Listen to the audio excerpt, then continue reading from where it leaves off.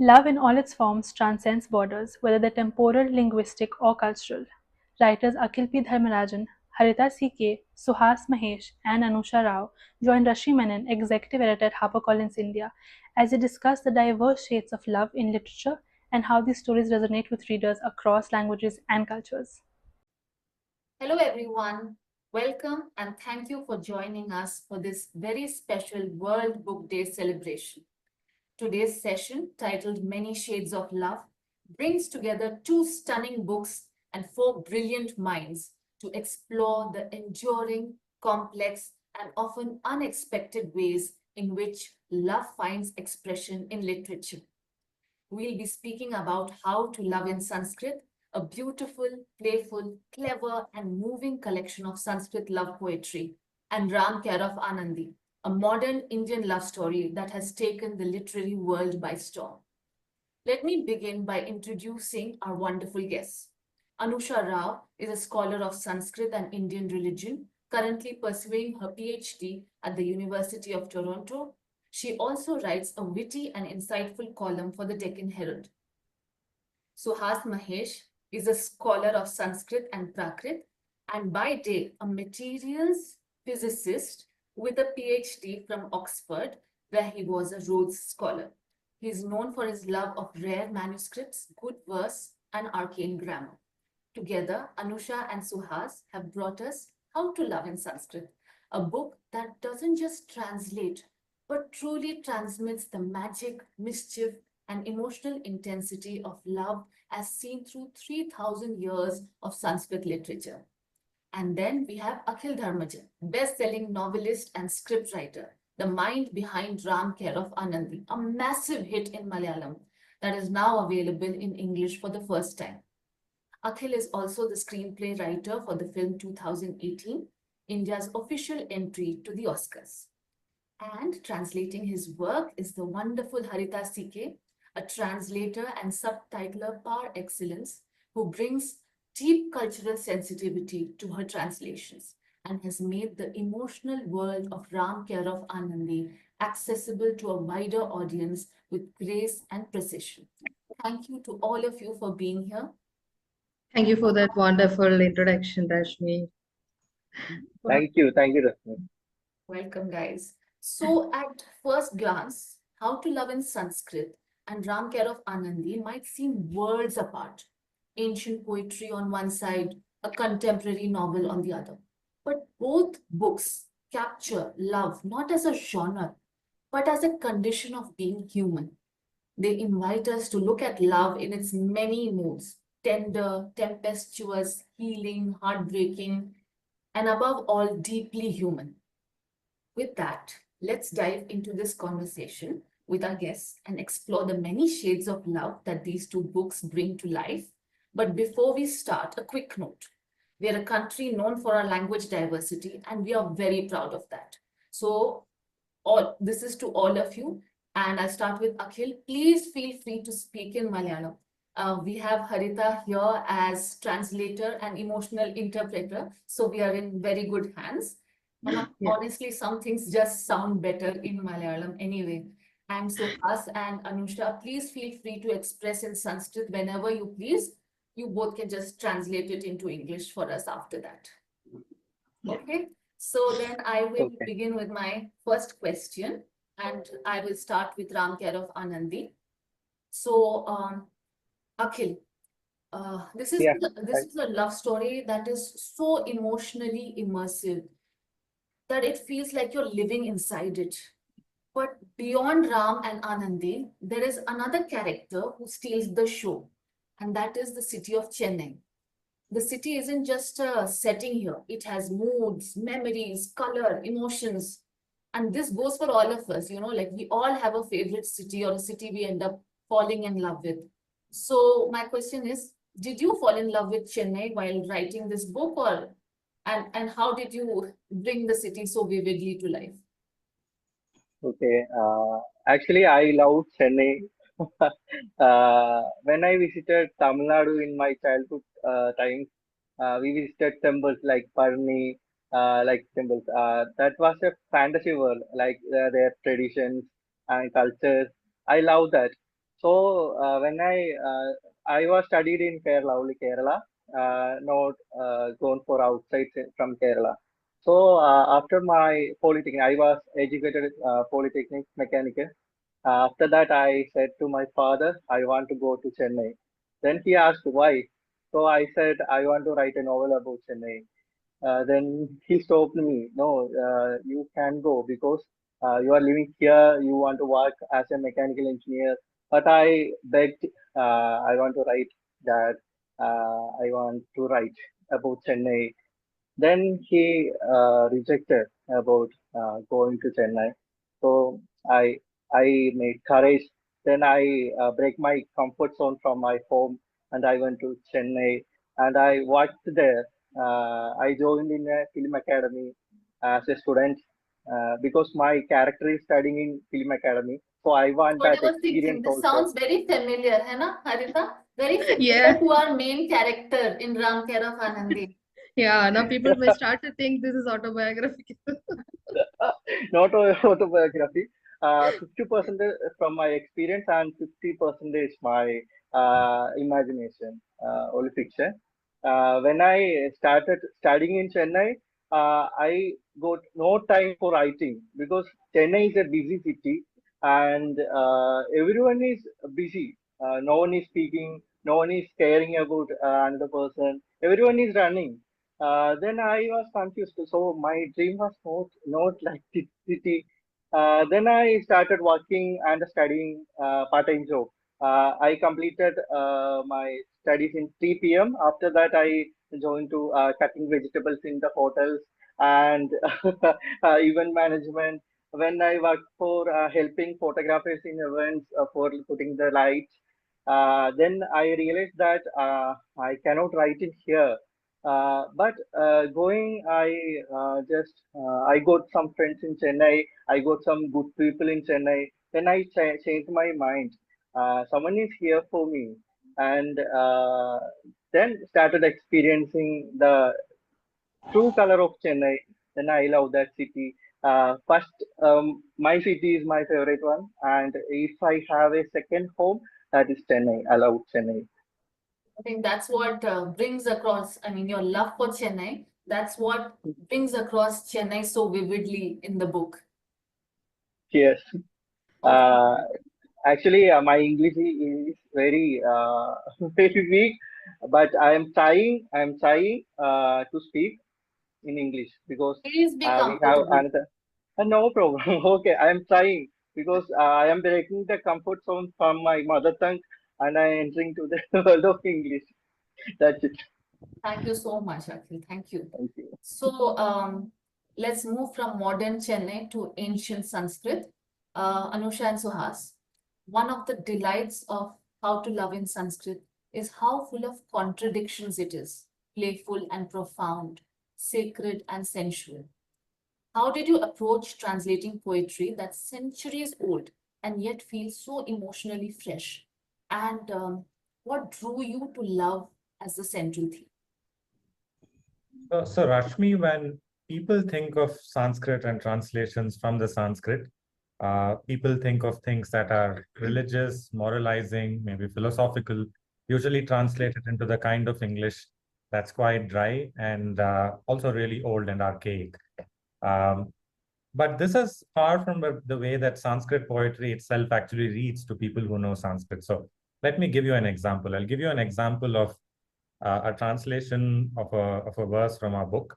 And this is a translation that was done about 100 years ago by a well-regarded Indian scholar.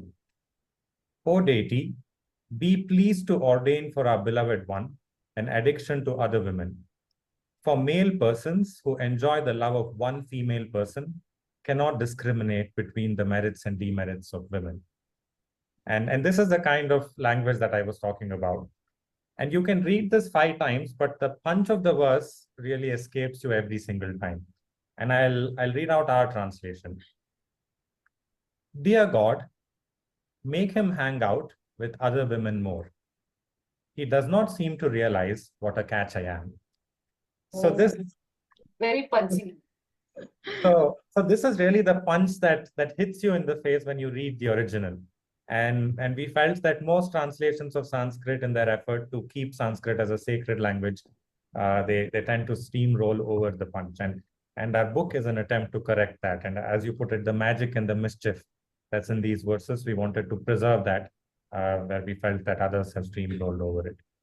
Not a lot of people know that Sanskrit actually has a huge amount of love poetry in it. In fact, if you pick up any of these old poetry anthologies compiled maybe 1,000 years ago or 500 years ago, about 60% of that is usually love poetry. And it was and all manner of people wrote love poetry in Sanskrit. So these love poems come from professional poets, they come from kings, they come from monks. So even monks were composing love poetry in Sanskrit. That's how popular love poetry really is in Sanskrit. In fact, if you look at the prayers too, so many prayers have the gods engaging in some romance. So even when we pray, we're actually painting pictures of gods in love. That's how deeply embedded in Sanskrit poetry love is, which was why we chose love as the theme that brought together these verses. It's so beautiful. I just love the translation. It's so clever. It's so smart. I opened the book thinking that, oh, this is going to be heavy duty material. But oh my God, was I surprised. And I was, so I wanted everybody to know a few days ago, I just started reading this book and I was in the metro. And while reading the book, I started smiling to myself because the content is so entertaining and so witty and clever. And I'm sure whoever reads this will agree with me there. Wonderful translation, and congratulations to you guys for achieving this. So moving on, Haritha, speaking of translating emotions, Indian languages have a kind of warmth, a rhythm that's very hard to replicate in English. Fortunately for Ram Care of Anandi, we've received a lot of reviews about the translation, saying how lovely it is and how it's able to convey the same simple, beautiful, meaningful tone of the original. So how did you translate the emotional grain of Ram Care of Anandi into English without losing its warmth? And what were some of the challenges you faced, especially with what we can call invisible characters, like say Pati's husband, who passed away long ago, but comes into the story as part of her memory? What is your secret sauce? um, in fact, when I have to really admit this, because when I first read Ram Kira Anandi, it was like when I started reading, and even before reading, I ignored the book for long. I should admit it. I was thinking, okay, it's a light read. I mean, may not be my type and all. I ignored it for so long, and then one fine day I decided to read it, and then, while reading it was such an easy read, but the moment I closed the book, it started to linger in my mind. The characters were so vivid.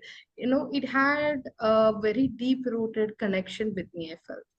And then when I started, and then later on, only, like we got this book for translation, and that was the challenge I had in front of me, because it may not be easy to convey the same thing in the simple way Akhil has done it. Because if his language would have been really complicated, then we too should have resorted to some complicated words or some sentence construction and all. But we had to remain simple no matter what. And to convey emotions, like you said, especially with this invisible characters. And I should say, in some portions at least, I could even hear some background music when I was reading Akal's Malayalam version. And then that became easier. Okay, so that is a tone here. So what is the context of that particular song? What is the emotion of that particular song? What could be the words in that? Then it became a little easier. But again, since it conveys the culture and communication of two different states like Kerala and Tamil Nadu, then again we had to struggle a bit to find out what word would be suitable to uh, be okay for both the states and both the languages and culture. But again, yeah, and many people, yeah, I'm very happy to see the reviews in Amazon and all, like where people say when the book progresses from the beginning, like when it comes to the second half, it gets intense. And there, yes, we have tried to use a different tone of words. Even for example, the way they look. In Malayalam, Akhil might be simply writing, he looked at her. But what kind of look was that? We had to really go get into that and find the apt words for that. Yes, that was challenging, but I'm really happy that the background score that Akhil had in mind when he wrote it, maybe the same thing worked for me and it helped. That's beautiful. Beautiful, and that's a good idea actually to translate, have a background score going on in your mind. So, Anusha and Suhas, you both translated not just language, but mood, rhythm, and even humor. And the book gives us all kinds of love, like shades of love, flirtation, heartbreak, longing, and even ghosting, I think. So, was there a verse that particularly surprised or moved you while working on this? One that made you pause and say, "This is it, this is so real." And if you have a favorite, perhaps you could read it out for our audience. Sure. So we came across so many verses that kind of gave us a jolt and said, wow, these were people centuries ago thinking just like we do today. So I'll read out one of those now. This is from a text called the Rasa Kalpadruma, the wishing tree of Rasa. And the person who commissioned this text was actually Shaista Khan, the uncle of the Mughal king Aurangzeb. The verse itself is about, so it's this woman airing her frustrations about her husband who's an academic. And we've found that so many people, including us, relate to it so well. We have given the translation the title, Don't Marry an Academic. So I will read the verse itself and then the translation. Samagata hanta samagata hanta tithi dvitiya सखिद्वितीया दयितेव पत्युः यदेतदध्यापनमग्नचेताः न मामुपेतामपि सन्दधाति. That's the Sanskrit. And our translation. The break is done and the semester is here, stealing his attention like a second wife. His lectures are all that he can think about. I can flirt all I like. I'm not getting any tonight. Uh, so, of course, What this sounds so like it's been written like yesterday. yes. So the only Yeah. thing we made are we removed the mention of what day of the fortnight it was, and we just replaced it with the context of semesters and breaks, which we are more used to. But the sentiment expressed in the poem is just so relatable that it was verses like this that gave us quite a jolt as we were translating. It makes so much sense. I mean, the way you translated that, to sort of make it more appealing to a modern audience. That's great. Okay. And so moving on, this next question is to Akhil and Haritha. Uh, One of the most beautiful things about Ram Care of Anandi is how it is able to contain many kinds of love. There's romantic love, yes, that is between Ram and Anandi, but also love between friends, between Malli and Ram, and between Pati and her adopted family of all these young people. So, which shade of love in this novel is your personal favorite and why? We'll start with Akhil. My favorite part of this novel is the relation between Malli and Ram, because that is very strange in our state or my എന്താ പറയാ ഞാൻ ജനിച്ചു വളർന്ന I M using my mother tongue. ഞാൻ ജനിച്ചു വളർന്ന സാഹചര്യത്തിൽ അങ്ങനെ ഒരു ലവ് ഒരിക്കലും എക്സ്പീരിയൻസ് ചെയ്തിട്ടില്ല. I never experienced such a love with Mali is a transgender and Ram is the main gender character, and the relationship between these two characters are very difficult to me because I never experienced this before. I met someone in Chennai, and she's a transgender, and when I travel to college daily. In the morning, I met her. In the initial stage, she just begged for money, and I was very shy and പേടിയായിരുന്നു. I was very because when she came to me, I just hide in the crowd, and she was just taking fun on me. Oh, I am hiding, so I want to catch him and give me the money. Then I just no, I don't have any money. I am a student. I am a student here. Then like that, starting was just like enemies. Then every day I see her, saw her, and after that I realized that she's a gem. And why she's begging here? She's not working. She's healthy. Then I asked her, why you are begging? Can you go for any job or work here? You then she just എന്നെ കൂട്ടിക്കൊണ്ടുപോയി about her where she's living. She's living under the bridge, like just a cloth is her cloth is covered in her room. Just that was her room, and I see so many transgenders are living there near to her room. Then I realized that they cannot get any job in there, and police and so many people are abusing them, and even the children in Chennai just throwing the stones on them and just walking because they think they are street dogs. Nobody is caring if they complain in police station. They never took complaint. Then I just feel so very bad about the society. Why they Yeah. are behaving, why they are rejecting, why they are not giving any job or any opportunity to them.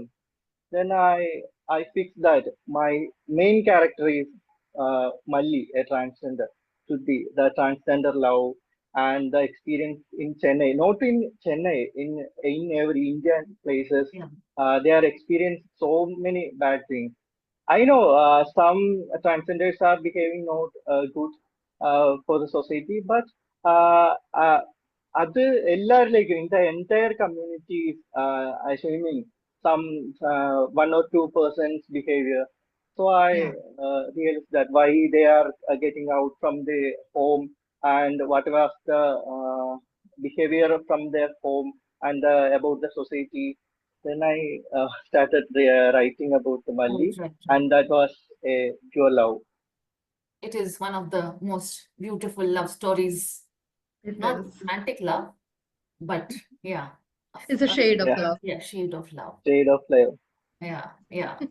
And Haritha, if you could tell me who's your favorite quickly? I cannot pick anyone other than Mali and Ram.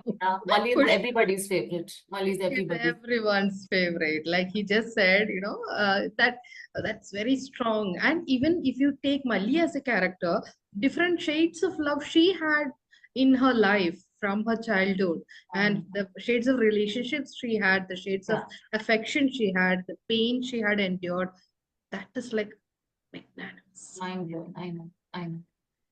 See that is both these books, How to Love in Sanskrit and Ram Care of Anand, they are so popular. They have been doing so well, but there's this one issue that has been plaguing these books and all are really very good books is piracy. It has Yeah. been devaluing our work, our efforts. Publishers are running into huge losses because of piracy, and we really do not want to ever encourage this. And so I would like to ask you all if you can say something about this, how we can, what we should convey to our readers about this. Maybe I can speak for all of us here. Yeah, please. In saying that authors really invest countless hours into producing original work, as do so many others behind the scenes. So editors, graphic designers, typesetters, and publishers. So we really encourage everybody listening to actually buy books. And in many cases, it's beautifully designed and it look lovely on your bookshelf. And not just our books, but all books and all of your favorite authors as well. Yeah. It's the only way to make sure that these books keep coming out. Absolutely. Well said. Thank you. Yeah. And before we wrap up this session, one last question to each of you. And I'll start with Suhas, and then Anusha, Haritha, and then Akhil. Okay. If you could give readers just one message or feeling to walk away with after reading your book, what would that be?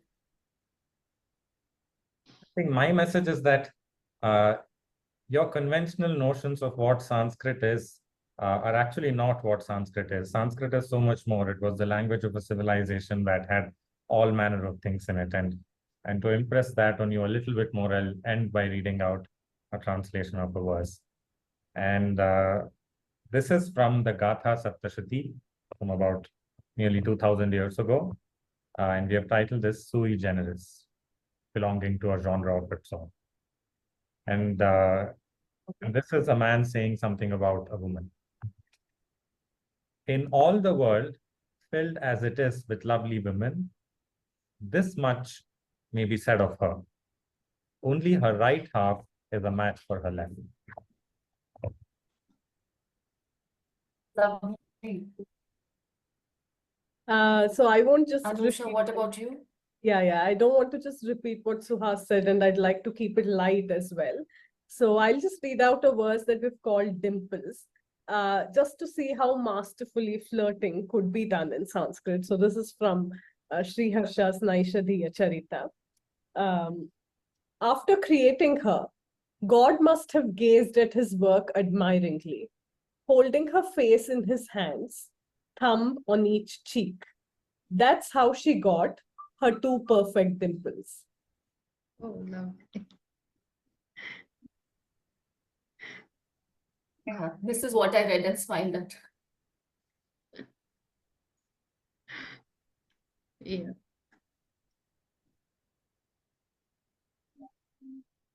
Haritha. Okay, because my screen froze. Okay. Now, if you ask me about the takeaway from Ram Kera Anandi, I would say what it did to millions of readers in Kerala in the Malayalam version, because this is a book which has triggered the habit of reading among many people, especially of this generation who start reading, enjoy reading. Thank you. Okay, I want to tell about not about book. I just wrote about the connections or the states of love in this book. So I want to tell you everyone, self self self love is important, but caring the surrounded people in our life is very important, because we want to time for them and hear their problems, because everyone is so you should make some time for hearing your surrounded people and care them. That is the message I want to share. Thank you so much, Akhil. Thank you so much to all of you for sharing your insights, your journeys, and the love that pulses through your work. How to Love in Sanskrit and Ram Care of Anandi are not just books, they are invitations to experience love in all its aching, exquisite complexity. I hope today's conversation inspires you to pick up these books, revisit old loves, or even see your own stories in a new light. Happy World Book Day, and here's to reading, living, and loving books. Thank you. Thank you so Thank much. you. Thank you Thank so much. you. Thank you.